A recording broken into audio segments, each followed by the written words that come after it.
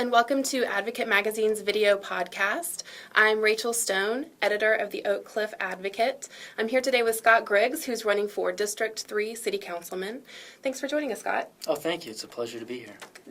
And so I'm just going to jump right in and start asking you some questions about your campaign. Obviously, one of the biggest problems the city faces right now is the budget.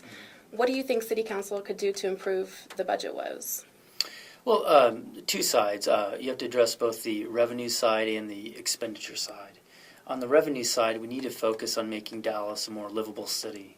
If we look at it over the last decade, the state of Texas increased its population by over 20%. Dallas County increased population by over 6%, but the city of Dallas increased its population by less than 1%. And that's a sign that people are voting with their feet, saying, I don't want to live in Dallas. And the primary reason for that is Dallas isn't as livable as other places.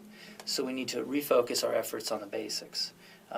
Streets, parks, rec centers, libraries, and the arts. The quality of life issues need to be the focus.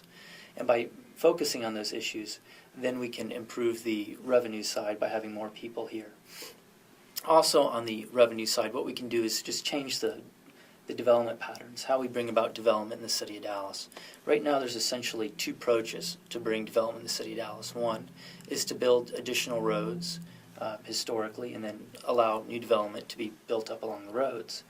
The other is the city of Dallas goes through a cycle where there is a new building and it's allowed to deteriorate over time till the use becomes obsolete.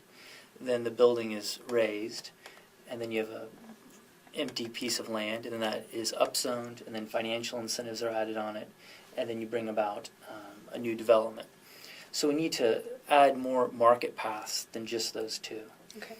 And then on the expenditure side, what we need to do is take a hard look at using more zero-based budgeting techniques, where department by department run an analysis where each department starts with zero and has to justify every dollar they get. Mm-hmm. And tackling both the revenue and the expenditure side, we certainly can improve the budget situation. Going back to what you said about development, can you explain that a little bit more? What are some of the paths that you would take? Well, they're very much to open up new paths. For example, we could remove restrictions in the Dallas Development Code. Much of the Dallas Development Code hasn't been revised since 1941. It's pretty antiquated, so we need to go through and remove some of those obstacles that prevent development and prevent different types of businesses. For example, the Dallas Development Code right now charges an extremely high licensing fee of a couple $1,000s to put out cafe seating. So that can be a barrier to people opening up a cafe. They also charge $1,000 per year per awning that's put out in front of a business. When actually we want to attract businesses that have awnings because they create a more walkable atmosphere, which leads to better sales tax. Other ways that we can provide more paths would be to introduce equivalencies. That's a notion that's been used by many other cities. And what it says is there's not just one way to do something. You let the market decide the right path. For example, with Jack's Backyard. When Jack's Backyard was going to open, they needed to have so much parking because it was a restaurant. Mm-hmm. And the city of Dallas only defined a parking spot as an impermeable surface, a cement surface.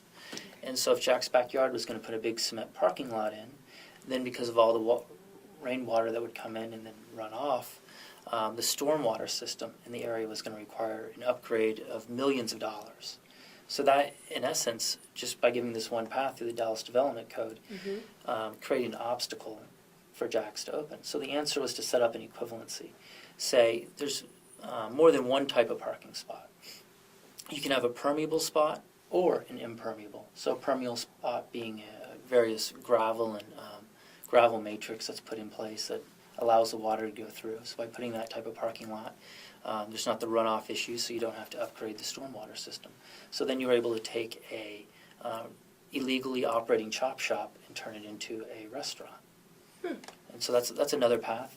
Another path would be so much of Dallas development is focused on incentives rather than amenities, incentivizing development. Okay. So for a developer to come in, you incentivize them to develop the private space, when an alternative is to improve the amenities between the buildings and the public space, and that attracts development. A good example of that was the Bishop Arts District and the $2.6 million that was spent in a bond program and through some other funding mechanisms 10 years ago. $2.6 million was put in to take 4 lanes down to 2 lanes, put in some parallel parking, put in improved sidewalks, put in street trees. And so we can see what that did. 10 years ago, all the properties adjacent to these improvements were worth $1.7 million. Today, they're worth $6.2 million. So over a 10-year period, we're seeing 13% growth every year. And if you look at some of the places, Eno's or something, a business like that on Saturday night brings in more sales tax in a single Saturday for the state and for the other entities down to the city than the old business did in a whole year. So that's a model of economic development, bringing things about by putting small investments in between the buildings and improving the amenities, and then letting the private sector just focus on the private space surrounding it. So that's another example of a technique. So it's really about revitalizing our economic engine and giving the market different paths.